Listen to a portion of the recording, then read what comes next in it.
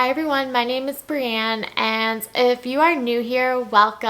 I am so excited just to share my journey and really my life experiences with you all. So this video is really for anybody who is newly diagnosed with diabetes, just because I feel like there isn't enough support out there, if that makes sense. Like, I know there's Facebook groups which are great, YouTubers such as myself, but sometimes I feel like, at least for me, like let's say I hypothetically got newly diagnosed for something, or if my head hurts and I'm Googling all these different things and a bunch of things come up on Google, where I want this to be easily found for those who are newly diagnosed with diabetes, so I can tell you what it's really like coming from somebody who is a type 1 diabetic, and I was diagnosed at the age of 18 months old. So where do I begin? I first want to let you know that you could live a normal life. When we hear diabetes, it is a chronic illness. Yes, it is, and I'm not like minimizing that by any means. Yes, there are a lot of different types of complications. However, there is so much we can do to really prevent those complications. Again, everybody's different. Everybody's story is different whatsoever, and diabetes really affects everyone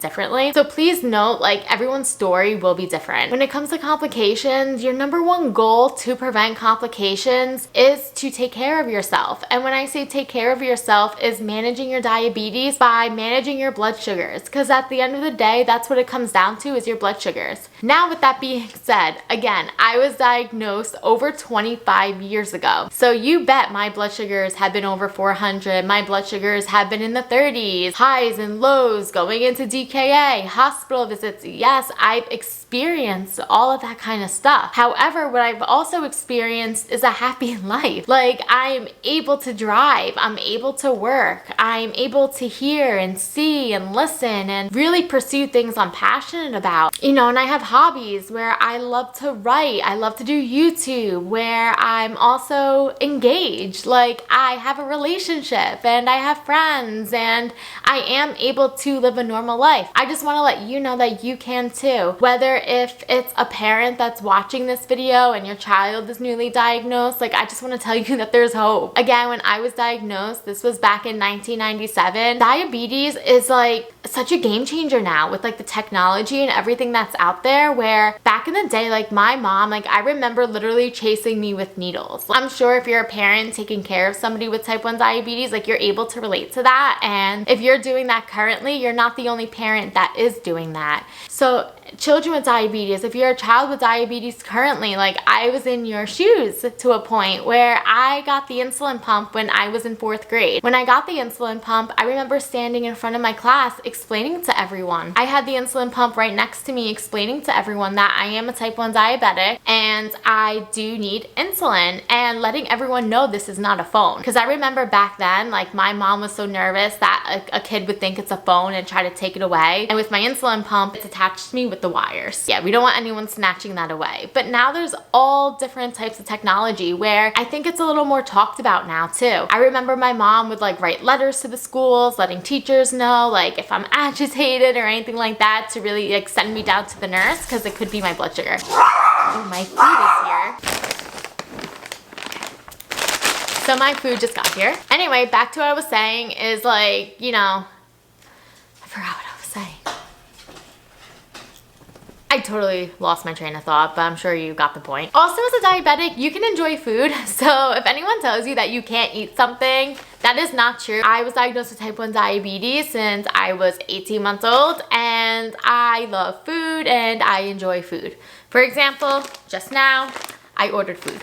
Which comes to my next point, is like diabetes, it definitely is like a lifestyle change as well. And so this is my blood sugar. I don't know if you can see it, but it's 127 with a down arrow, meaning it's time to eat. Anytime your blood sugar, at least for me, is like 130 with a down arrow, it is time to eat something to prevent your blood sugar from going low. So again, as diabetics, like we need food, we need carbs, and we need sugar in order to regulate our blood sugars as well. So what I'm going to do right now is something called a pre-bolus, and what that means is give yourself insulin prior to eating. So it is recommended to like give yourself insulin, at least for me. Again, everyone's different. I am not a medical professional and I am not here to give you any type of medical advice. It is recommended to give yourself insulin about like 10 minutes prior to eating.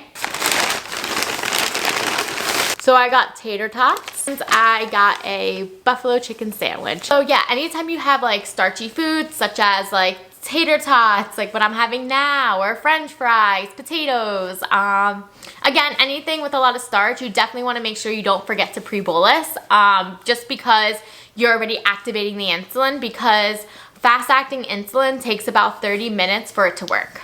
Whoever tells you cannot have tater tots, that is a lie. So if you are newly diagnosed, it's also important to know, yes, we have to control our diabetes. However, it doesn't mean that we have complete control.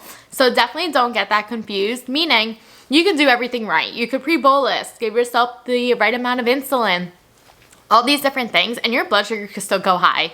Why? I don't know. It's just diabetes, where that is just something we're diagnosed with, and we're playing a role of an organ that does not work in our bodies. So I think it's really important that we are patient with ourselves as well. And as you're learning about the disease, there is so much to learn.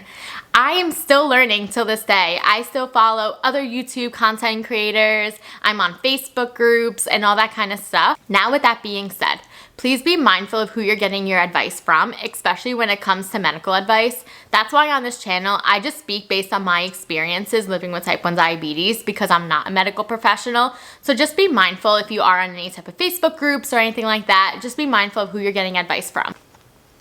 So for anyone newly diagnosed, or if you are currently diagnosed with diabetes, I just want to be totally transparent with you. I was not always open like this. I was not always open about my diabetes.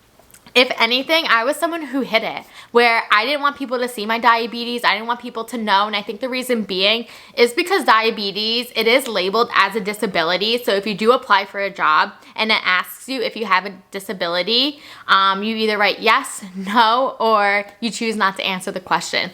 So it is a disability. And I think I didn't want anyone to think I wasn't able to do something when I can do something. Like, again, everyone's different, but for me, like, I felt very embarrassed, ashamed. I also didn't want people to feel bad for me in any type of way, just because, again, like, I can live a normal life. Like, yes, diabetes is inconvenient. I am not going to lie. I am not going to sugarcoat it. No pun intended. But like, diabetes, it's difficult. Every day is different. It's literally a roller coaster where some days are great, some days are not so great. Like, for instance, a perfect example, last night I had to give myself 3 new infusion sets. So an infusion set is basically a new site. So in this way, you change your insulin pump site every 3 days. And so I changed mine, and it felt like a bruise. Like, it was hurting like really bad, and I wasn't getting insulin, and my number was still high. So I changed it again, and my number was still showing an up arrow, where I'm like, what the heck